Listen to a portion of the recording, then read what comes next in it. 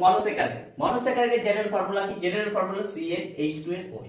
ঠিক আছে, এবার যদি আমরা গ্লুকোজ বলি, ঠিক আছে, গ্লুকোজ ভালো করে, গ্লুকোজের এখানে n কি মানে n হলো নাম্বার অফ কার্বন, n কি নাম্বার অফ কার্বন, হ্যাঁ, আর গ্লুকোজের নাম্বার অফ কার্বন কত? নাম্বার অফ কার্বন হলো 6, 6টি, ঠিক আছে, অর্থাৎ এক্সোস, ঠিক আছে। তাই গ্লুকোজের ফর্মুলা কি চলে আসবে আমাদের? তাহলে C6H কত হবে?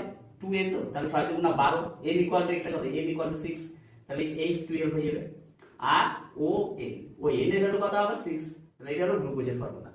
আর রাইবোজের কথা যদি বলো তোমরা, রাইবোজ, ঠিক আছে, রাইবোজ হবে নাম্বার অফ কার্বন হবে কত? 5, ঠিক আছে। রাইবোজের জেনারেল ফর্মুলা কি হবে তাহলে? C5, দেখো বলো, H2n, 2n অর্থাৎ 5 × 10 ও 5। কিন্তু ডিঅক্সিরাইবোজের কথা যদি বলো, ডিঅক্সিরাইবোজ, দেখো এখানে একটু আলাদা হয়ে যাবে। কিন্তু ডিঅক্সি, ডি কথা থেকে কি বোঝা যায়? একটা অক্সিজেন, ডিঅক্সি, ডি মানে বেড়ে যাওয়া।